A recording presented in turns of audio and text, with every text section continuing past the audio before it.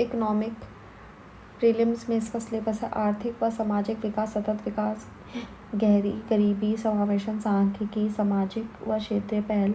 इसके how to prepare economy, हर साल economic से 15 से 20 प्रश्न आते हैं।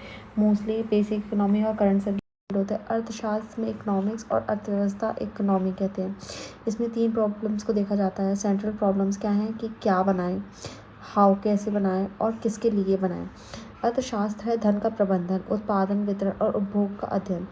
एडम स्मिथ, धन का विज्ञान, सरकार को हस्तक्षेप नहीं करना चाहिए और सरकार इसमें इनविजिबल हैंड और ओपन मार्केट का सॉल्यूट रखा। कार्ल मार्क्स, पूंजीवाद शोषण के पर आधारित को कहते हैं। इन्होंने एडम स्मिथ ने बुक लिखी the inquiry into the nature and the causes of wealth and nation, health and nation. Alfred Marshall ने धन का कल्याण बताया इकोनॉमिक को और उसकी प्रिंसिपल्स ऑफ इकोनॉमिक बताया। प्रोफेसर रॉबिन्स ने बताया कि इच्छा मोस्ट संसाधन सीमित, इसमें अल्पता है।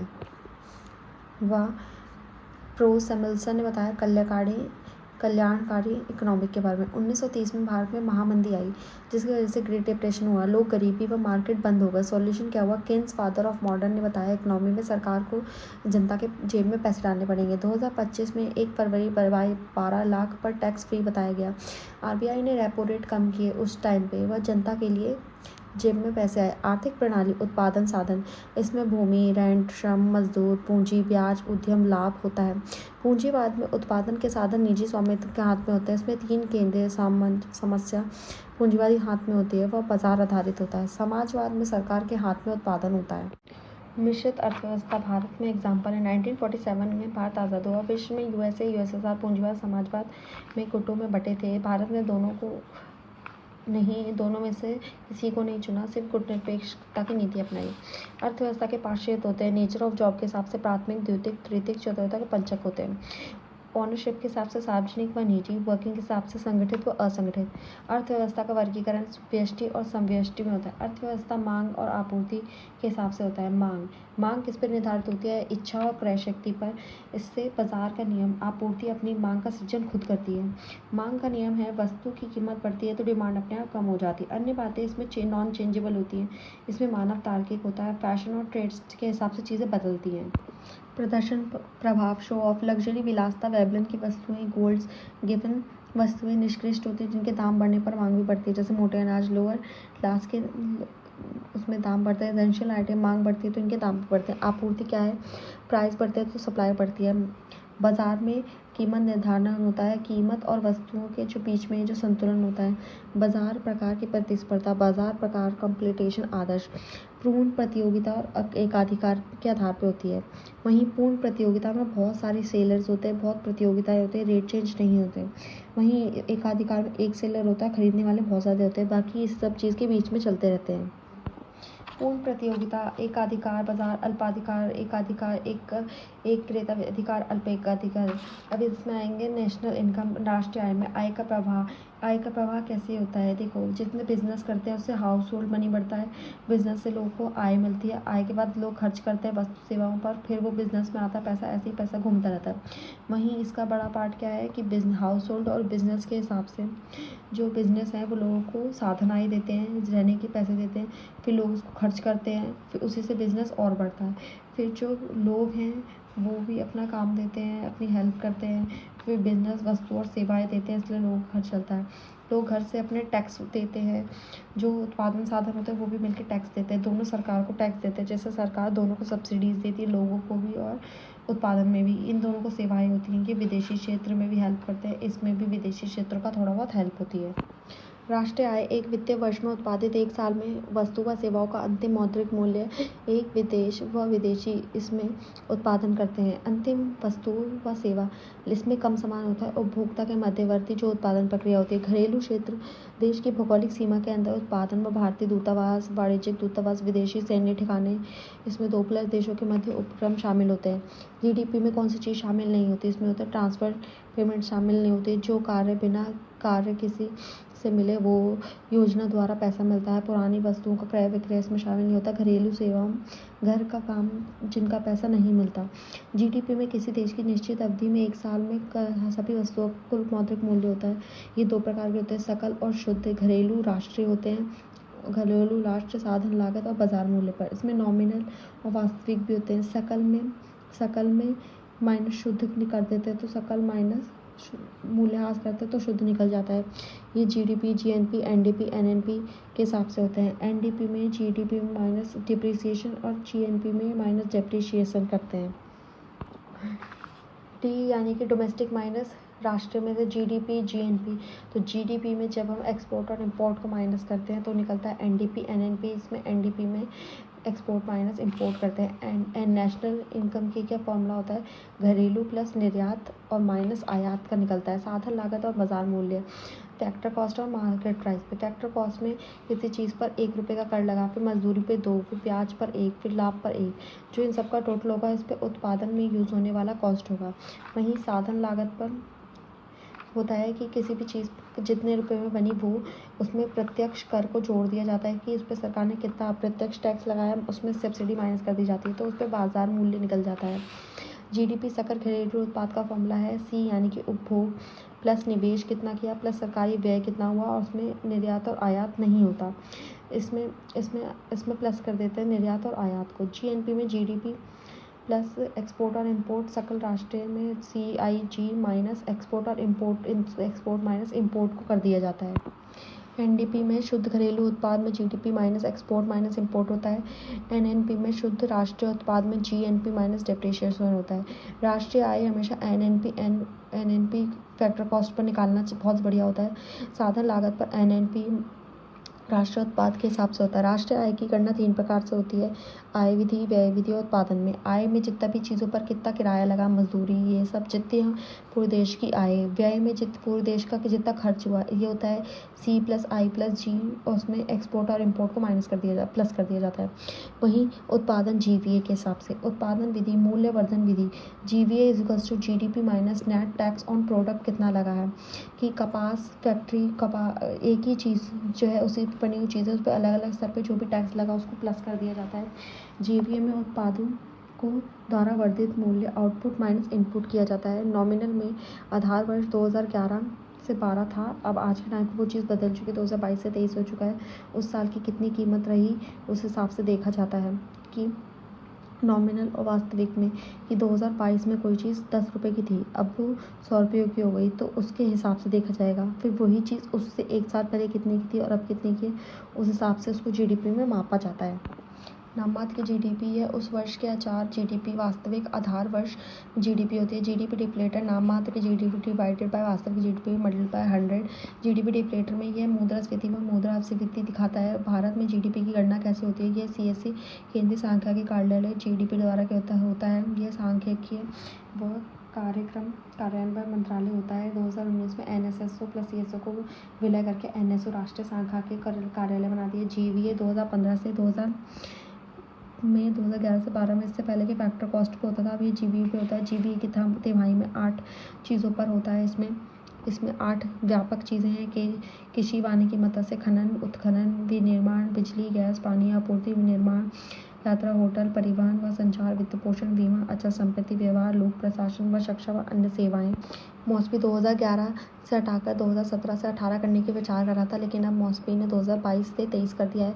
राष्ट्रीय लेखा प्रणाली 2008 में नेशनल अकाउंटिंग सिस्टम ने यह सार्वजनिक व निजी नीति निर्माताओं की ज़रूरत पूरी की मैक्रो इकोनॉमिक खाते की लचीली प्रणाली बनाई। UNSC द्वारा अंतर्राष्ट्रीय सांख्यिकी के मानकों का नवीन संस्करण है। यह अंतर्राष्ट्रीय मुद्रा कोष प्लस यूरोपीय संघ, आर्थिक सहयोग विकास संगठन, संयुक्त राष्ट्र व वर्ल्ड बैंक द्वारा होता है, संयुक्त रेडियो द्वारा होता है। राष्ट्रीय लेखा व अंतर सचिवालय INWCGNA का गठन करते हैं। संयुक्त राष्ट्र सांख्यिकी आयोग द्वारा इसको राष्ट्रीय खातों पर अंतर्राष्ट्रीय समन्वय द्वारा अनिवार्य किया गया है। भारत में राष्ट्रीय खातों के नए बदलाव आधार वर्ष और पहले कैसे थे और अब कैसे है। विकास दर पहले कारक लागत पर होती थी, अब बाजार मूल्य पर होती है। जीवीए पहले कारक लागत पर होता था, अब मूल मूल्य पर। डाटाबेस पहले IPI और SI के द्वारा होता था, अब ये बैलेंस शीट पर दिखाया जाता है। कृषि आय की गणना पहले डाटा कृषि उपज मूल्यवर्धन पर होता था, अब सेम केवल कृषि में है। NSSO की नई श्रृंखला का महत्व। आधार वर्ष में संशोधन। जीवीए को बेहतर संकेतक और उत्पादन लागत में कर व प्लस सब्सिडी को जोड़ दिया जाता है। व्यापक डाटाबेस में वित्तीय नियामक निकाय हैं। जीडीपी वर्सेस जीवीए में अंतर समान नहीं है। जीडीपी बाजार मूल्यों पर होता है, जीवीए मूल मूल्यों पर। ट्रेड इकोनॉमिक साइकिल क्या होती है? व्यापार और आर्थिक चक्र है। इसमें गर्तों के हिसाब से चलती है कि कोई चीज़ अगर एकदम से बढ़ती है तो एकदम से उसका संकोचन होता है, बढ़ती रहती है। कोई चीज़ नीचे है तो मंदी होती है, कोई चीज़ ऊपर है तो बहुत ज़्यादा मुद्रास्फीति होती है। के आकार की इकोनॉमी ऐसी रिकवरी जिसमें विभिन्न क्षेत्र व आय समूह का समान दरों में पुनः प्राप्ति करते हैं, जैसे कोविड में मेडिकल और टूरिज्म घटा। ये वे इकोनॉमिक होती हैं जिसमें कोई चीज़ अचानक से बढ़ जाती है, कोई चीज़ अचानक से कम हो जाती है। इसमें असमानता और संरचनात्मक कोई असंतुलन दिखता रहता है कि कुछ चीज़ें बढ़ गई और कुछ चीज़ें बहुत ज़्यादा कम हो गई। ठीक है, वी आकार की इकोनॉमी ये बहुत तेज़ी से गिरावट होती है, लेकिन जीडीपी तेज़ी से बढ़ जाती है कि कोई चीज़ अचानक से घटी और एकदम से बढ़ गई। ये इस टाइप की पॉलिसी होती है। अवसर लागत अपॉर्चुनिटी कॉस्ट, ये जब भी ऑप्शनल चुने उसके बाद की अपॉर्चुनिटी है कि नेक्स्ट बेस्ट अपॉर्चुनिटी विकल्प which was not taken by सर्वेक्षण विकल्प। अवसर लागत उपयोगिता यूटिलिटी प्रोडक्टिविटी उत्पादकता। सीमांत उपयोगिता MU डिवाइडेड बाय सीमांत उत्पादकता MP कितना निकला। हर इकाई बढ़े पर क्या अवसर मार्जिन वो बढ़ता है, ये बढ़ती है या कम होती है, उस हिसाब से दिखाई देता है। मुद्रास्फीति महंगाई, वस्तुओं व सेवाओं के मूल्य में सामग्री वृद्धि, मुद्रा के मूल्यों में गिरावट। यह पॉइंट टू पॉइंट माप लिया जाता है 3 मंथ, 1 साल या उसके आधार की तुलना पर। मुद्रास्फीति के कारण, एक तो मुद्रास्फीति डिमांड पुल के हिसाब से होती है, कॉस्ट पुल के हिसाब से। डिमांड पुल पे यानी कि मांग बढ़ने पर कीमत बढ़ती है, और कॉस्ट पुल के हिसाब से उत्पादन के आधार पर कीमत बढ़ती है। वहीं बाकी चीज़ इसमें आती है कि मुद्रा की आपूर्ति बढ़ेगी, मांग में वृद्धि होगी तो मुद्रास्फीति होगी। लोगों की प्रायोज्य अयोग्य व्यय योग्य आय में वृद्धि होगी। लोक व्यय में वृद्धि, सरकार लोक कल्याण की चीज़ें बनवाएगी। सस्ती मुद्रास्फीति का संबंध RBI से है।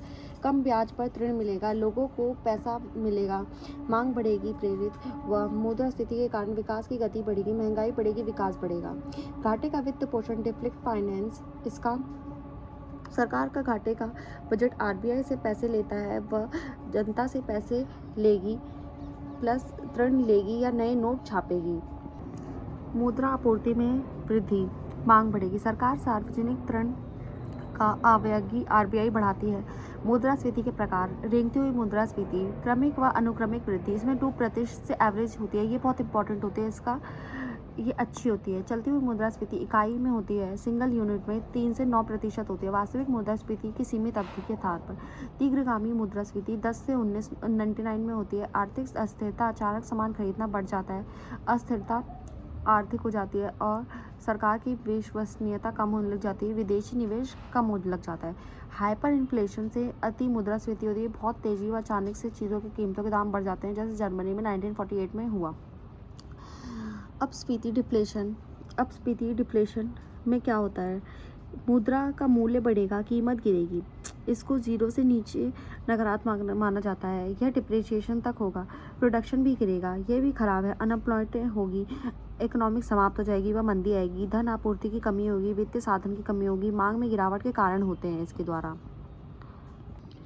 अपस्फीति व अपस्फीति, अपस्फीति में वस्तु डिवाइडेड बाय में सेवाएं माइनस कीमत गिरती है, जितनी भी वस्तुओं सेवाओं की कीमतें गिर जाती हैं। अपस्फीति में क्या होता है? कीमत बढ़ी पर लेकिन समग्र पर धीमी, इसमें मूल्य स्तंभ के परिणाम होते हैं। इसमें महंगाई में गिरावट पॉइंट टू पॉइंट होती है, ये नकारात्मक होती है, सकारात्मक होती है। मुद्रास्फीति के प्रकार, मांग प्रेरित डिमांड पुल, लागत प्रेरित कॉस्ट पुल। संरचनात्मक मुद्रास्फीति बुनियादी ढांचे की खराब होती है, आपूर्ति श्रृंखला में बाधा बनती है, इसको बॉटलनेक मुद्रास्फीति कहते हैं। मुद्रास्फीति के प्रभाव, क्रय शक्ति कम हो जाती है, इंसान की परचेसिंग पावर कम हो जाती है, देनदार को नुकसान होता है और लेनदार को बहुत ज़्यादा फायदा हो जाता है, बचत की कमी होती है, अल्प अवधि बचत बढ़ती है, दीर्घ में बचत होती है, निवेश, रोजगार बढ़ेगा कुछ टाइम के लिए, कुछ टाइम बाद कम हो जाएगा। नाम मात्र की जो GDP होगी वो बढ़ेगी, वास्तविक GDP अपने आप कम हो जाएगी। विनिमय दर लंबे समय के लिए होगा, आयात बढ़ेगा, निर्यात घटेगा और कुछ टाइम बाद आयात कम हो जाएगा और निर्यात बहुत ज़्यादा बढ़ जाएगा। यदि लगातार मुद्रा के मूल्य में गिरावट आएगी तो आयात की कीमत घट जाएगी। विनिमय दर, रेट ऑफ एक्सचेंज, $1 में पहले 60 चीज़ें आती थी, अब $1 में 70 चीज़ें आने लगेंगी। करदाता, टैक्स पेयर के लिए अप्रत्यक्ष और प्रत्यक्ष कर होते हैं। अप्रत्यक्ष GST और प्रत्यक्ष कर टैक्स होता है। वहीं वस्तु व सेवाओं के मूल्य में अब मुद्रास्फीति बढ़ेगी। ब्रैकेट क्रीम में आय अगर जिसकी 10% ज़्यादा होगी तो टैक्स उस पर 10% से ज़्यादा मिलेगा। हमारे में 10 रुपये आए तो 10 और रुपये प्रतिशत रूप में होंगे, अर्थात इनकम नहीं बढ़ती जबकि वास्तविक में कुछ नहीं बढ़ा। विकास, जब शॉर्ट टर्म के लिए विकास बढ़ता है, लॉन्ग टर्म के लिए कम हो जाता है, बचत कम हो जाती है और निवेश भी कम हो जाता है। मुद्रास्फीति के महत्वपूर्ण पॉइंट्स के हिसाब से फिलीपींस वर्क में जो होता है वो बेरोजगारी व मुद्रास्फीति के बीच की विपरीत संबंध को बताता है। महंगाई, मुद्रास्फीति बढ़ती है तो बेरोजगारी कम होती है, मुद्रास्फीति कम होती है तो बेरोजगारी और ज़्यादा बढ़ जाती है। मुद्रास्फीति जनित मंदी, स्टैगलेशन में क्या होता है, महंगाई बढ़ती है और बेरोजगारी भी बढ़ती है। रिफ्लेक्सेशन, प्राय स्थिति में सरकारी अर्थव्यवस्थाओं में पैसा डालती है। डिफ्लेशन में कुछ चीज़ों के दाम तेजी से बढ़े व कुछ चीज़ों के दाम तेजी से कम होंगे। खुली मुद्रास्फीति, मांग में वृद्धि के कारण मुक्त बाजार में कीमतों में वृद्धि संदर्भित होती है। हेडलाइन मुद्रास्फीति वस्तु व सेवाओं में एक अर्थव्यवस्था कुल मुद्रास्फीति का माप है। भारत में CPI द्वारा मापा जाता है। कोर मुद्रास्फीति, इसमें खाद्यान्न प्लस ईंधन छोड़ के बाकी पर मुद्रास्फीति को निकाला जाता है। आधार प्रभाव क्या होता है, दो अलग डेटाओं में जब दो डेटा बिंदुओं के बीच की तुलना की जाती है तो अलग अलग बिंदुओं की तुलना के परिणाम अलग अलग होते हैं। मुद्रास्फीति अंतराल, रोजगार, व्यापार, सरकारी व्यय कारक, सेवाओं की मांग उत्पादन के अधिक हो जाती है, मांग बढ़ती है, सप्लाई एकदम नहीं बढ़ती, इसको गैप को मुद्रास्फीति का अंतराल कहते हैं कि मांग बढ़ रही है और सप्लाई बिल्कुल नहीं बढ़ रही। मुद्रास्फीति का स्पाइरल में मजदूरी बढ़ती है, कीमत बढ़ती है, कीमत बढ़ती है, मजदूरी बढ़ती है। अस्फीति अंतराल, डिफ्लेशन में गैप जिसके पूर्ण रोजगार के स्तर पर वास्तविक कुल मांग कुल आपूर्ति से कम हो जाती है, जिसमें डिमांड बढ़ती है और सप्लाई भी बहुत ज़्यादा बढ़ जाती है, नहीं जिससे डिमांड कम व सप्लाई बढ़ जाती है। मुद्रास्फीति के संकेतक PPI उत्पादन मूल्य सूचकांक के हिसाब से होता है। थोक बाजार, होलसेल मार्केट, वस्तु व सेवाओं की कीमत में बदलाव होते हैं। इसमें इनपुट PPI निकालते हैं और आउटपुट PPI निकालते हैं। ये भारत में नहीं होता। भारत में WPI होलसेल में थोक मूल्य सूचकांक के द्वारा होता है। खुदरा या उपभोक्ताओं को बेचे जाने से पहले थोक स्तर पर वस्तु की कीमत में विशेष स्तर पर परिवर्तन देखा जाता है। यह वाणिज्यिक व उद्योग मंत्रालय के तहत आर्थिक सलाहकार के कार्यालय द्वारा किया जाता है। इसमें 697 वस्तुएं हैं। इसको 3 श्रेणियां हैं। प्रथम वस्तुओं में खाद्य पदार्थ 2014 में 20% थे, 2011 में 22.64% में और बढ़ोतरी हो गई है। फिर उसके बाद आते हैं ईंधन व बिजली जो कि 14.91 है और अब इसमें 13.15 है, इसमें कमी हो गई है। विनिर्मित उत्पाद 69.97 और अब 64.23 की कमी हो गई है और इसमें अभिजीत सेन समिति द्वारा ये किया गया था। CPI होता है उपभोक्ता मूल्य सूचकांक, खुदरा स्तर पर होता है। उपभोग बिंदु पर इसमें स्फीति को मापन किया जाता है। सबकी गणना NSO द्वारा की जाती है इन सबको। वहीं CPI के 4 प्रकार होते हैं। CPI AL जिसमें कृषि मजदूर होते हैं जो कि, और दूसरा होता है CPI, इसमें IW जिसमें औद्योगिक श्रमिक होते हैं। तीसरा होता है CPI R जो रूरल होता है। CPI U जिसमें शहरों में रूरल प्लस U होते हैं। इसमें 150 क्षेत्र हैं। इसमें 463 आइटम्स हैं। इसमें 358 आइटम्स हैं। ये जितने भी हैं ये हेडलाइन, इसको हेडलाइन कहते हैं। CPI U को रूरल प्लस शहरों को मिला के इसको हेडलाइन कहते हैं। ये NSO द्वारा इसको मापा जाता है, इसके इन दोनों के आंकड़े। वहीं ये जो सिर्फ ये है इसको श्रम ब्यूरो द्वारा इसके आंकड़े माने जाते हैं, किसके, श्रम ब्यूरो द्वारा AL के। CPI उपयोग भारत द्वारा RBI द्वारा भारत के लिए मुद्रास्फीति लक्ष्यीकरण के लिए होता है। मौद्रिक नीति के निर्णय बड़े पैमाने पर CPI के मूल्य आधार पर होते हैं। यह मॉस्पी के तहत NSO द्वारा जारी किया जाता है। इसका आधार वर्ष 2012 है, अब इसका आधार वर्ष बदल दिया गया है। CPI चालू वर्ष बास्केट लागत पर आधार वर्ष की चालू बास्केट लागत मल्टीप्लाई 100 होता है। GDP deflator nominal GDP divided by real GDP multiply 100 होता है। अगर GDP 1 से कम है तो आधार वर्ष का मूल्य स्तर ज़्यादा होगा। अगर 1 जितना है तो दोनों ही इक्वल होंगे। 1 से ज़्यादा है तो मूल्य में गिरावट होगी, यानी कि अपस्फीति होगी।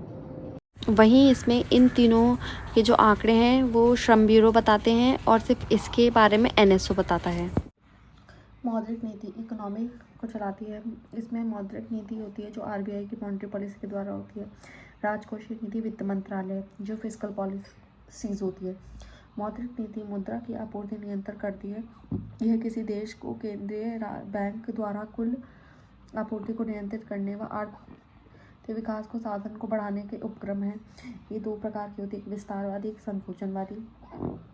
विस्तारवादी मौद्रिक नीति में मंदी निपटाना, विकास बढ़ाना, बाजार में तरलता RBI लाती है, ब्याज कम करती है, पूंजी आवश्यकता को पूरा करती है, निवेश बढ़ाती है। संकुचनकारी में मुद्रा को ट्रोल कर मुद्रास्फीति के कारण होती है, दर बढ़ाती है, ऋण महंगे होते हैं, महंगाई नियंत्रण करती है, तरलता कम करती है, लोगों को पैसे कम देती है। मौद्रिक नीति का विकास कैसे हुआ? 1950 से 60 में योजना आयोग बना। 1969 से 70 में बैंकों का राष्ट्रीयकरण हुआ, प्लस विकासात्मक आवश्यकताओं पर बल मिले। 1985 में सुखमय चक्रवर्ती समिति ने मौद्रिक नीति की समीक्षा व नई मौद्रिक नीति का निर्माण की। 1990 में एलपीजी का अर्थव्यवस्था वैश्वीकरण प्लस मौद्रिक नीति का आरबीआई बहुसंघित दृष्टिकोण आया। 2014 में उर्जित पटेल समिति बनेगी, उसने मौद्रिक नीति समीक्षा लक्ष्य को लचीला बनाया। 2015 में केंद्र सरकार व आरबीआई को उर्जित पटेल समिति की अनुशंसा पर द्वारा समझौता हुआ। 2016 में आरबीआई अधिनियम में संशोधन कर भारतीय संविधान सरकार आरबीआई के परामर्श के अगले 5 वर्ष के लिए मुद्रास्फीति लक्ष्य निर्धारण करेगी। 2026 तक 2 से 6% मुद्रास्फीति रखनी होगी। एमपीसी मौद्रिक नीति समिति केंद्र सरकार द्वारा 6 सदस्य समिति है, आरबीआई संशोधन करती है। इसमें 2016 में गठित की गई मुद्रास्फीति लक्ष्य प्राप्त करना व उनकी रेट्स को कम करती है।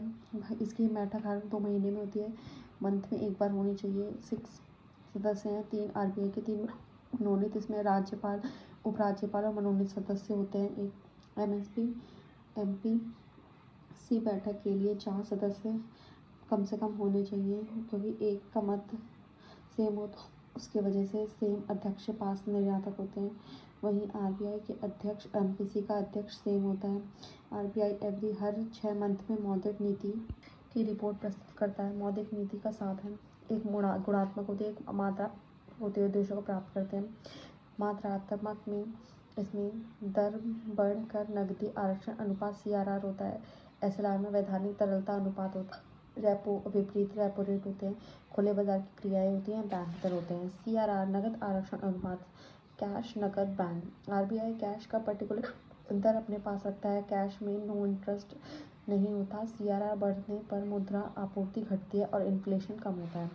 एसएलआर में वैधानिक अनुपात होता है, जिसमें बैंक तरल परिसंपत्तियां रखते हैं, कैश, सोना, गवर्नमेंट सिक्योरिटीज, ये सब। एसएलआर बढ़ता है तो मनी सप्लाई कम हो जाती है, मुद्रास्फीति भी कम हो जाती है। आरबीआई को मार्केट में पैसा कम करना होता है तो वो एसएलआर और CRR दोनों को बढ़ा देती है। LAF चल निधि समायोजन सुविधा आरबीआई बैंक व प्राथमिक डीलर्स को सरकारी गतिविधियों का संपार्श्विक सिक्योरिटी एक रात के ऋण देती है। यह वर्ष 2000 में नरसिम्हा कमेटी की प्रशंसा पर लागू हुआ था। इसके लिए रेपो रेट परचेजिंग पुनर्वितरण विकल्प है। बैंकों को अल्पकालीन ऋण देने के लिए आरबीआई बैंकों को लोन देता है, जैसे 1000 रुपये दिए आरबीआई को और वो उसके बदले में सिक्योरिटीज देते हैं, उस पर कोई ब्याज नहीं मिलता। जितने में लोन मिलेगा उसमें पूरे पैसे नहीं मिलते, रीप परचेज में फुल पैसा देने होंगे। वहीं रेपो में एमएस मुद्रास्फीति कम और इन्फ्लेशन कम हो जाती है। रेपो रिवर्स रेपो में आरबीआई कर्ज लेगा बैंक से शॉर्ट टर्म के लिए और उसमें 1000 की जगह 900 व रिवर्स रेपो में देने होंगे। रिवर्स रेपो बढ़ता है तो मनी सप्लाई कम हो जाती है और इन्फ्लेशन भी कम हो जाती है। देखो, रेपो रेट बढ़े या रिवर्स रेपो रेट बढ़े, दोनों में सप्लाई और इन्फ्लेशन कम ही होती है। परिवर्तनीय दर रिवर्स रेपो परिचालन में VRR, यह आरबीआई पहल 2021 कोविड में दौरान आपूर्ति श्रृंखला बाधा से उत्पन्न मुद्रास्फीति से निपटने के लिए आरबीआई प्लेटफॉर्म कुबेर है। स्थायी जमा सुविधा SDF में अतिरिक्त तरलता लाने के लिए 2016 में डिमोनेटाइजेशन होने पर आरबीआई बिना सिक्योरिटी के भी पैसा जमा करने लगे थे। अधिक तरलता में अवशोषण होने लगा था। सीमांत स्थायी सुविधा MSF में यह दंडात्मक ब्याज दर होती है, अर्थात पेनल्टी लगती है, जिससे बैंक 2% तक सीमा तक संपार्श्विक के रूप में अपने लगा सकता है। एसएलआर कटौती सरकारी प्रतिभूतियां, जो गवर्नमेंट सिक्योरिटी सरकारी प्रतिभूतियां के अल्पकालिक पर रात के लिए इसको लोन देते हैं। ये 2011 में शुरू हुआ था, बट रेपो रेट से 25 कोटा ज़्यादा ब्याज देना होता है, 25%। वहीं बैंक दर बैंक रेट आरबीआई एक्ट में लिखा गया है कि यह दीर्घकालिक ऋण है। बैंक लेंगे तो आरबीआई से और गवर्नमेंट सिक्योरिटी लेनी नहीं पड़ती। इसमें बैंक दर बढ़ती है तो मुद्रास्फीति और इन्फ्लेशन दोनों कम हो जाती है। खुले बाजार की नीति, ये OMO प्रक्रिया होती है, ये ऋण के घटक हैं। इसमें सरकारी प्रतिभूतियां जनता को बेचते हैं। इसमें मुद्रास्फीति बढ़ती है, खरीदने पर मुद्रास्फीति और इन्फ्लेशन बढ़ती है। अगर इनको बेचेंगे दो मुद्रास्फीति और इन्फ्लेशन कम होगा। खुदरा प्रत्यक्ष योजना में आरबीआई 2021 में एसडीजी ई कुबेर प्लेटफॉर्म पर लोग गवर्नमेंट सिक्योरिटीज खरीद सकेंगे। ऑपरेशन ट्विस्ट में क्या होता है? विश्व के कई केंद्र बैंक द्वारा ब्याज दरों, मुद्रास्फीति व निवेश को नियंत्रित करने के लिए अपनाई गई गैस पर खर्च में गैर पारंपरिक मुद्रा नीति है। ओपन मार्केट ऑपरेशंस, इसमें बेचने व खरीदते रहते हैं। गुणात्मक उपाय क्या है? मार्जिन आवश्यकता, इसमें आरबीआई मार्जिन सप्लाई बढ़ाएगी तो मनी सप्लाई कम होगी। साख की राशनिंग, साख की डिस्ट्रीब्यूशन कुछ क्षेत्रों के लिए अलग होता है। प्रत्यक्ष कार्रवाई, आरबीआई बैंक नहीं सुनता तो बैंक पर युक्तियुक्त प्रतिबंध लग सकते हैं। दंड या जुर्माना, डायरेक्ट एक्शंस भी इस पे लगा सकते हैं। नैतिक निर्देश, प्राथमिकता प्राप्त क्षेत्रों को उधार देना, आरबीएसएल उत्पादन के क्षेत्र, कृषि, शिक्षा, आवास को आरबीआई द्वारा कुल समायोजित नेट बैंकिंग क्रेडिट निर्धारण करता है। प्रतिशत पीएसएल करेंगे तो घरेलू वाणिज्यिक बैंक, विदेशी बैंक एएनबीएस 40% है तो कर्जा तो पीएसएल है। क्षेत्रीय ग्रामीण बैंक, लघु वित्त बैंक, शहरी सहकारी बैंक एएनबीसी 75% लोन देते हैं। बेस रेट आधार दर होता है 2010 में आरबीआई द्वारा सभी बैंक न्यूनतम ब्याज दर को बताना होगा व जनता को सबको बताना होगा कि क्या होगी। ये बेंचमार्किंग लेंडिंग रेट्स होते हैं। मुद्रा व बैंकिंग, मुद्रा की लेन देन का मौलिक इकाई है, वहीं प्राथमिक काम है विनिमय मानधन मूल्यों के माप करती है। द्वितीय काम है आय और तरलता को देखना। मुद्रा का विकास कैसे हुआ? वस्तु विनिमय थे, वस्तु मुद्रा थी, वस्तु विनिमय प्रणाली आई, धातु मुद्रा आई, पोन काय सिक्के। मोहम्मद तुगलक ने मोस्ट इंटेलिजेंट फूल इनको कहा जाता था। इन्होंने सांकेतिक मुद्रा बनाई, धातु वैल्यूज रेट ज़्यादा थे। कागजी मुद्रा केंद्रीय बैंक द्वारा जारी होती है, ये फिएट मनी होता है और एक लीडर टेंडर होते हैं। प्लास्टिक मुद्रा, debit card, credit card, digital currency, Paytm हो गया। क्रिप्टो करेंसी बहुत ज़्यादा इंपॉर्टेंट होती है। क्रिप्टो करेंसी ब्लॉकचेन की तकनीकी से बनाई जाती है।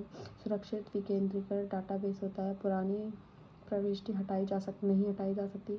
डाटा स्टोर कर सकते हैं। हॉट वॉलेट, इंटरनेट जिससे कनेक्ट होता है। कोल्ड वॉलेट जिससे इंटरनेट कनेक्ट नहीं हो पाता। क्रिप्टो विंटर्स, जब वर्ड यूज्ड, जब कीमत स्थिर रहती है। स्टेबल कॉइन्स होते हैं। CBDC यानी कि आरबीआई या ई रूपी मुद्रा की जगह पे डिजिटल करेंसी के नोट जारी करती है। डिजिटल करेंसी में प्रोग्राम करेंसी विकसित करती है। डिफरेंस क्या है ई रुपीज़ और ई रूपी में? ई रूपी का मतलब है इसका आरबीआई संस्थापक होता है, सेंट्रल बैंक की करेंसी होती है, एक फिएट मनी और लीगल टेंडर है।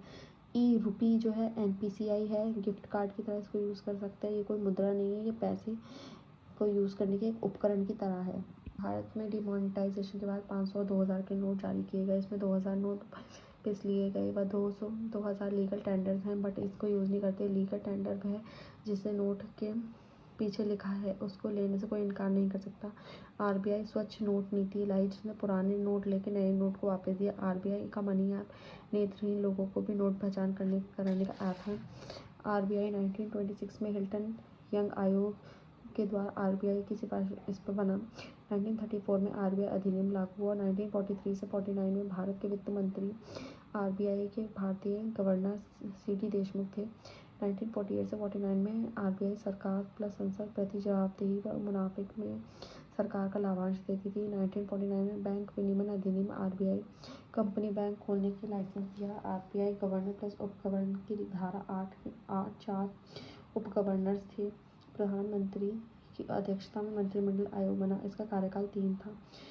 आरबीआई के काम है भारत का बैंकों का बैंक, इसमें साख का ये लोग काम है। साख का नियंत्रण एक मात्रात्मक एक गुणात्मक। मात्रात्मक में बैंक दर, लैप्स रेट, CRR, SLR, OMO, खुला बाजार ये सब देखते हैं। ओनली तरलता का नियंत्रण होता है। गुणात्मक में उद्देश्य के लिए होते हैं और इसमें गुणात्मक में मार्जिन, साख राशनिंग, नैतिक दबाव, प्रत्यक्ष कार्रवाई ये सब इसमें शामिल है। मुद्रा का रेगुलेशंस देखते हैं। न्यूनतम निधि पद्धति, लिमिट ज़रूरत से ज़्यादा हो तो मनी सप्लाई ना किया जाए। रिजर्व 2000 करोड़ से ज़्यादा इनका काम होता है कितना रखने में। 115 गोल्ड रखना ही होता है। 85 फॉरेन SDR भी रखने होते हैं। मौद्रिक नीति to control money supply plus regulation. Forex का संरक्षण करते हैं। सरकार का बैंक है। करंट दिल्ली NCR भी पूंजीगत के लिए प्रतिभूति आरबीआई द्वारा जारी करवा सकता है। आरबीआई पोर्टल्स क्या क्या हैं? उद्गम पोर्टल जो 2023 में आया, जिन लोगों ने अपना पैसा क्लेम ना किया हो वो 10 साल में जमा करता शिक्षा व जागरूकता कोष में इसको चेंज करा सकते हैं। आरबीआई लाइसेंस परवाह बना जो कि 2023 में आया, इसमें नियामक आवेदन कर सकते हैं। बैंक एनबीएफसी डिजिटल भुगतान ट्रेडिंग बिजनेस लाइसेंस प्राप्त कर सकते हैं। ई कुबेर पोर्टल इसमें था। ई कुबेर पोर्टल में आरबीआई सीबीएस व कोर बैंकिंग समाधान जहां बैंकों को चालू खाता है वो देखता है। आरबीआई एनईएफटी आरएआईजीएस रेपो ओएमओ अन्य बैंकिंग उपकरणों को संभालता है। यह गवर्नमेंट सिक्योरिटी खरीद सकते हैं। बैंक अनुसूचित बैंक और गैर अनुसूचित बैंक होते हैं। अनुसूचित वाणिज्यिक बैंक, अनुसूचित सहकारी बैंक दो प्रकार के होते हैं। इसको एससीबी बोलते हैं। सीआरआर मुद्रा, इसमें आरबीआई जमा कर सकते हैं। विडो ऑपरेशन से इसमें मुद्रा उधार जमा करना प्राप्त हो सकता है। एग्जाम्पल एमएफएफ सरकारी विभाग प्लस बड़ी निजी क्षेत्र कंपनियां बैंक कर्मचारियों का वेतन खोलना। एग्जाम्पल प्रधानमंत्री जनधन योजना, इसमें ये सब होता है। कई बैंक हैं इसमें गैर अनुसूचित में आरबीआई के विवेक पर चलते हैं। बड़ी कंपनियां खाता खोलने के लिए हिचकिचाती हैं। सरकारी स्कीम्स इसमें शामिल नहीं होती। विभेदक बैंक ऐसी बैंकिंग संस्था है जो विशिष्ट प्रकार की वित्तीय सेवाएं उत्पाद बेचने के लिए आरबीआई के द्वारा लाइसेंस प्राप्त है। विभेदक बैंक और यूनिवर्सल बैंक। विभेदक बैंक आरबीआई लाइसेंस पर स्पेशल स्थानीय क्षेत्रों के लिए होती हैं। आरआरबी प्रतिबद्ध है, इसमें लोन नहीं देते। 75% लोन दे सकते हैं। आरआरबी लघु वित्त बैंक जैसे कि यूनिवर्सल जिसमें वाणिज्यिक प्लस निवेश बैंक होते हैं 25%। कहीं बाद में कहीं वो ग्रामीण भी हो सकते हैं। इसमें किसी भी राशि जमा कर लेते हैं। प्राथमिक क्षेत्र को 40% तक लोन देते हैं। नॉर्मल लोन एसबीआई कैनरा इसके एग्जाम्पल्स हैं। मुद्रा की आपूर्ति किसी बिंदु पर अर्थव्यवस्था में उपलब्ध नकदी, यह है संकुचित मुद्रा। M1 जो है बिल्कुल संकुचित मुद्रा, उसके बाद नीचे नीचे व्यापक होते रहते हैं। M3 को व्यापक मुद्रा मोड कहते हैं। ये 4 प्रकार के होते हैं। M1 जो है हाईएस्ट लिक्विडिटी होती है, उसमें कैश प्लस सेविंग बैंक्स या पेटीएम वाला जितने भी लोगों के पास पैसे हैं और जितने उनके पास जमा है बैंक में वो वाले पैसे। M2 में क्या होते हैं, जितने भी M1 यानी कि कैश लोगों के पास जितना है वो प्लस पेटीएम पे जितना पैसा है वो, इसमें पोस्ट ऑफिस का भी पैसा जोड़ देते हैं। वहीं M3 में लोगों के पास जितना कैश है वो, उसमें पेटीएम वाला कैश वो, पोस्ट ऑफिस में जितना पैसा है वो, प्लस इसमें एफडी आ गई, एफडी टर्म्स आ गई, डिपॉजिट्स बैंक ये सब आ गए। वहीं M4 क्या है, इसमें M3 की चीज़ें जितनी प्लस पोस्ट ऑफिस का पैसा। कॉल मनी जो 1 दिन के लिए लोन देते हैं वो, नोटिस मनी जो 2 से 14 दिन के लिए लोन देते हैं वो, टर्म मनी जो 15 से 1 साल के लिए लोन देते हैं वो। नॉन फंडिजेबल टोकन्स क्या होते हैं, ये ब्लॉकचेन द्वारा रिजर्व फाइल होते हैं। यह digital profile JPG, PDF, animated image, GIF और इस फॉर्म्स के हिसाब से मिल जाते हैं। यह डिजिटल बौद्धिक संपदा के जैसे कार्य करते हैं। एटीएम वायर लेबल्स जो एटीएम ये गैर बैंकिंग द्वारा संचालित है। ये एनबीएफसी इसको देखता है। ब्राउन लेबल्स एटीएम तीसरे पक्ष द्वारा संचालित पट्टे पर दिया जाता है। बैंक की ब्रांड नकदी प्रबंधन नेटवर्क कनेक्टिविटी देता है। ग्रीन लेबल एटीएम जो कृषि संबंधी लेन देन देते हैं। येलो लेबल एटीएम जो ई कॉमर्स लेन देन देते हैं। ऑरेंज लेबल एटीएम जो शेयर्स के लेन देन देते हैं। पिंक लेबल एटीएम्स जो महिला बैंकिंग के देते हैं। फिर ईबीजी जो इलेक्ट्रॉनिक बैंक गारंटी, पीडीटी और इलेक्ट्रॉनिक पेपर्स की गारंटी मिलती है। नगद निलेखनी समिति ने कैशलेस नकदी रहित व्यवस्था बढ़ावा देने के लिए बोला है। इसमें इंपॉर्टेंट है पेमेंट बैंक, इन्वेस्टमेंट बैंक, लघु बैंक, सहकारी बैंक इसमें इंपॉर्टेंट है। वहीं बजट की इम्पोर्टेंस, बजट वर्ड संविधान में नहीं लिखा। ये 112 में वार्षिक वित्तीय विवरण संविधान में ऐसा लिखा है। Budget department of economic affairs, आर्थिक कार्य विभाग, फाइनेंस मिनिस्टर, वित्त मंत्रालय द्वारा बजट के बारे में बताया जाता है। बजट के बारे में के आर्टिकल हैं 266, 266, 267 इंपॉर्टेंट है। 265, 114 का क्लॉज 3 इसका पार्ट है। 2017 में आम बजट प्लस रेलवे बजट का विलय हो गया। पहले बजट फरवरी के अंतिम दिवस में होते थे। अब आज के टाइम पर फरवरी के प्रथम दिवस में होते थे। अब वो अप्रैल में हो जाते हैं, स्टार्टिंग में फरवरी के। इसके कारण भारत में वित्तीय बजट वर्ष 1 फरवरी 31 मार्च की वजह में बहुत ज़्यादा रश होता था, इस वजह से इसको चेंज कर दिया गया। 1 फरवरी से 31 मार्च तक पैसा आता है। इसमें जितना पैसा यूज़ करना होता है उतना यूज़ किया जाता है। वही मार्च रश से बचने के लिए इसको किया गया। और 28 फरवरी से 31 मार्च में बजट के बारे में बताया जाता है। बजट के प्रकार बैलेंस बजट जिसमें खर्च आय का संतुलन बहुत ज़्यादा होता है। अधिशेष बजट जिसमें खर्चा कम है ज़्यादा, घाटे का बजट जिसमें खर्चा ज़्यादा आय कम। शून्य आधार बजट फ्रॉम ये अमेरिका का है, इसमें पहले का आधार नहीं है, नया आधार वर्ष होता है, इसको 0 होगा। वहीं 1924 में मिलियन यंग 1983 में विज्ञान प्रतिगमन में भारत में प्रस्तुत किया गया। निष्पादन बजट जिसमें परफॉर्मेंस बेस्ड पर बजट पर अच्छा होने पर अगले वर्ष का फंड मिलेगा वरना नहीं। आउटकम बजट परिव्यय उत्पादन परिणाम के बीच के स्पष्ट बजट को बताता है। आउटकम्स को वित्तीय वर्ष 2006 से 2007 में प्रत्येक वित्त मंत्रालय प्रारंभिक आउटकम बजट में पेश करता था। सहभागी प्रॉस्पेरिटीज बजट जनता से पूछ के बजट बनाना। वहीं जेंडर बजट्स महिलाओं पर निर्णय के प्रभाव व महिला सशक्तिकरण को बढ़ावा देती है। भारत में जेंडर्स बजट का 2005 से 2006 में शुरू किया गया, इसको 6 गुना वृद्धि की गई। महिला एवं विकास मंत्रालय में 1.08 में वृद्धि हुई। हरित बजट के घटक राजस्व खाता में सेम वर्ष से प्राप्त होगा। पूंजीगत खाता दीर्घ अवधि में परिसंपत्ति की देनदारी का शमन करेगा। बजट के घटक हैं बजट प्राप्तियां, व्यय प्राप्तियां। बजट प्राप्तियां राजस्व प्राप्ति, पूंजीगत प्राप्ति। वहीं बजट प्राप्ति में पूंजीगत प्राप्तियां सरकार की लायबिलिटी बढ़ाती हैं। गैर नियमित प्राप्तियां यह सरकार को देयता बढ़ाएंगी या वित्तीय संपत्ति को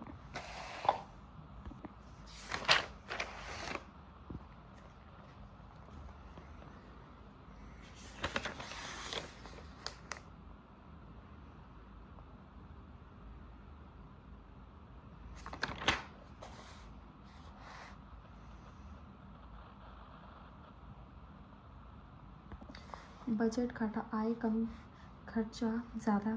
इसमें राजस्व व्यय में रेवेन्यू डेफिसिट में राजस्व व्यय माइनस राजस्व की आय होती है। इसमें राजस्व घाटा सरकार के रोजमर्रा खर्च नहीं कर पा रहे पर ध्यान देते हैं। कारण है सरकार ने लोन लिया है, मुद्रास्फीति का दबाव है, निम्न आर्थिक विकास है। उपाय है खर्चा कम करना, आय को बढ़ाना। वहीं प्रभावी राजस्व घाटा सीट राजस्व समिति के 2011 से 12 के बजट में आया। राजस्व घाटा माइनस पूंजीगत संपत्ति, इसमें निर्माण अनुदान होते हैं। राजकोषीय घाटा फिजिकल डिफिसिट में कोई व्यय राजस्व प्लस पूंजीगत व्यय होता है, माइनस कर देते हैं उधार अतिरिक्त सभी प्राप्तियों से। इसमें राजस्व प्लस पूंजीगत प्राप्तियां होती हैं। टोटल इनकम माइनस टोटल खर्चा से निकाल सकते हैं। भारत में आरबीआई से मुद्रास्फीति बढ़ती है तो नोट छापने को कहती है। प्राथमिक घाटा क्या होता है, इसमें रोज राजकोषीय घाटा माइनस ब्याज भुगतान होते हैं। कम या शून्य प्राथमिक घाटा स्पष्ट करता है कि सरकार को ब्याज प्रतिभूतियों के कारण उधार लेने पर मजबूर होगा। इसमें व्यय चुकाने के लिए कर्जा भी लेना पड़ेगा। घाटे की वित्तीय व्यवस्था में अतिरिक्त सरकारी व्यय के कारण घाटे का वित्त पोषण छोटे काम से भरना पड़ता है। 1947 के बाद वित्त पोषण किया गया। विकास बढ़ाने के लिए ज़्यादा खर्चों का पोषण करना पड़ता है। आंतरिक व बाह्य ऋण सरकार कर्ज का प्रभाव काउडलिंग आउट इनफ्लेक्ट आंतरिक लोन से होता है। यह बाह्य लोन भी दे सकते हैं। बाह्य लोन में सॉवरेन बॉन्ड सरकार वर्ल्ड में विकासात्मक गतिविधि के लिए लेती है। छोटे से वित्त पोषण के लिए घाटे से वित्त पोषण के लिए आरबीआई से नई मुद्रा व ऋण लेना होता है। घाटे का मुद्रीकरण किया जाता है। त्वरित मुद्रीकरण में नई मुद्रा का आगमन किया जाता है। अप्रत्यक्ष मुद्रीकरण में आरबीआई खुले बाजारों में जाके ओएमओ मार्केट्स में जाके पैसे लाती है। प्रभाव मुद्रास्फीति बढ़ती है तो आय असमानता बढ़ती है। समाज में नेगेटिव होता है। लाफर वक्र औसत में राजस्व तथा कर दरों के बीच में संबंधित दिखाता है कि टैक्स रेट कितने हैं, उसके टैक्स रेवेन्यू के हिसाब से बताता है। ऋण जीडीपी रेशियो, ऋण जीडीपी द्वारा कुल लोन, जीडीपी जितना बढ़ता है उतना भुगतान कम हो जाता है, नहीं कर पाता है। एफआरबीएम अधिनियम लोन से जीडीपी अनुपात 60% होना चाहिए। केंद्र के पास 40 और राज्य के पास 20। सरकार भारतीय बजट में हालिया बदलाव हुए हैं। 2017 से 18 में बजट में योजनागत व गैर योजनागत व्ययों का वर्गीकरण किया गया। राज्य की योजनाएं, केंद्रीय क्षेत्र में योजनाएं और केंद्र प्रायोजित योजनाएं। केंद्र प्रायोजित योजना में जो ये योजनाएं जो केंद्र की होती हैं ये इम्पोर्टेंट योजनाएं हैं। इसमें किसी श्रेणी में राजस्व क्रेडिट में आती हैं। केंद्र सरकार द्वारा शेयर धारिता साथ प्रायोजित व राज्यों द्वारा उनके एजेंसियों द्वारा होता है। ये 50-50, 70-30, 75-25, 90-10 के रेशियो में आता है। ये ऐसे विशेष श्रेणी के राज्य में 90-10 होता है। एग्जाम्पल मनरेगा उत्तर पूर्वी राज्यों में 90-10 था। केंद्र प्रायोजित योजना में कोर योजना, वैकल्पिक योजना भी आती है। इसमें कोर योजना में राष्ट्रीय विकास एजेंडा बजट से होता है। सामाजिक सुरक्षा का समावेशन होता है। कृषि क्षेत्र में स्वरोजगार देते। ऑप्शनल चुनना ना चुनना ये राज्य स्वतंत्र इसमें होता है। सार्वजनिक वित्तीय प्रबंधन प्रणाली PFMS भारतीय सरकार के वित्त मंत्रालय के व्यय विभाग के लेखा निर्णय CACGA द्वारा विकसित व वेब ऑनलाइन सॉफ्टवेयर ऐप है जो सार्वजनिक वित्त प्रबंधन बनाने के लिए होती है। Single nodal agency SNA dashboard 2022 में वित्त मंत्रालय प्रौद्योगिक लाभ सुनिश्चित करने के लिए सार्वजनिक वित्तीय प्रबंधन प्रणाली PFMS के द्वारा इस SNA को लॉन्च किया गया। यह केंद्रीय प्रायोजित योजना के लिए धन हस्तांतरण व धन ट्रैक लॉन्च किया जाता है। इसमें ब्याज व्यय की कटौती भी होती है। वहीं राजकोषीय नीति में भारत सरकार वित्त मंत्रालय द्वारा लागू होती है। इसमें बजट, कराधान, सार्वजनिक व्यय, राजस्व, राजकोषीय घाटा ये सब शामिल हैं। इसके उद्देश्य पूर्ण रोजगार, कीमत स्थिरता, आर्थिक विकास, व्यय स्थापित, पूंजी निर्माण, क्षेत्रीय संतुलन। वहीं उपकरण क्रियान्वयन में सरकारी व्यय, कराधान, राजकोषीय उपकरण ये सब शामिल हैं। कराधान में टैक्सेशन, सरकार टैक्स लेके आय कम करती है। इसमें राजकोषीय नीति के प्रकार हैं। विस्तारवादी राजकोषीय नीति में राजकोषीय प्रोत्साहन माध्यम से मांग का सृजन करता है। एग्जाम्पल टैक्स कम करना, सार्वजनिक व्यय बढ़ाना, सब्सिडी को बढ़ाना। संकुचन राजकोषीय नीति अर्थव्यवस्था कंट्रोल कर बढ़ाना, सार्वजनिक व्यय को कम करना, वहीं घाटा कम करने के लिए यूज़ करती है। प्रतिचक्रीय व प्रोचक्रीय। प्रतिचक्रीय में मंदी होती है जिससे खर्च ज़्यादा, कर कम होता है। मुद्रास्फीति में खर्च कम, कर ज़्यादा होता है। सरकार अच्छे समय के विस्तारवादी है, मंदी व संकुचन होता है। FRBM एक्ट राजकोषीय उत्तरदायित्व व बजट प्रबंधन के लिए होता है। 1991 में राजकोषीय समीकरण वांछित परिणाम असफल होते हैं। 26 अगस्त 2003 को FRBMA बना। यह सरकार को राजस्व घाटा समाप्त करने की आवश्यकता के लिए राजकोषीय घाटे को GDP में 3% तक कम करने के लिए आवश्यकता के लिए बनाया गया। इसलिए असाधारण परिस्थितियों में बाध्य नहीं है ये। FRBM की समीक्षा समिति 2016 में MP सिंह 2017 में रिपोर्ट प्रस्तुत की। 2003 के FRBM अधिनियम को प्रतिस्थापित करने व ऋण प्रबंधन राजकोषीय उत्तरदायित्व विधेयक 2017 से प्रस्तावित किया गया। GDP अनुपात में ऋण प्राथमिक लक्ष्य रूप में केंद्र 40 व राज्यों को 20 किया गया। राजकोषीय परिषद केंद्र द्वारा नियुक्त एक अध्यक्ष प्लस 2 सदस्य प्लस स्वायत्त राजकोषीय परिषद का प्रस्ताव किया गया। 15वें वित्त आयोग में बताया गया कि 2025 से 26 में राजकोषीय घाटे केंद्र सरकार के द्वारा GDP में इसका 4% तक हिस्सा है। वहीं 2022 में 6.8 था। राज्य सरकार 2021 से 22 में 4% रखती थी। वहीं अब इसका कम हो गया है। अगले वर्ष 3 वर्ष में इसको भी कम कर दिया गया। राज्यों का ऋण सीमा GDP का 4% है। संबंधित अवधारणा है। राजकोषीय प्रोत्साहन में आर्थिक गतिविधि बढ़ावा करने के लिए खर्च को बढ़ाते हैं और करों को कम करते हैं। यह राजकोषीय घाटा कर सकता है। प्रधानमंत्री गरीब कल्याण ऊर्जा आत्मनिर्भर भारत पैकेज। राजकोषीय गुणांक में GDP पर राजकोषीय नीति के प्रभाव को मापता है। मौद्रिक गुणांक में उत्पादन और मुद्रा आपूर्ति को देखता है। राजकोषीय बाधा आय बढ़ती है तो मुद्रास्फीति में करदाताओं को उच्च ज़्यादा कर देने के लिए स्थानांतरित करती है। कर दर बढ़ती है तो राजस्व वृद्धि होती है। वास्तव में ना कोई आय बढ़ी, फालतू में टैक्स देना पड़ता है। मांग कम होती है तो अपस्फीति होती है और उपभोक्ताओं का खर्च बढ़ता है।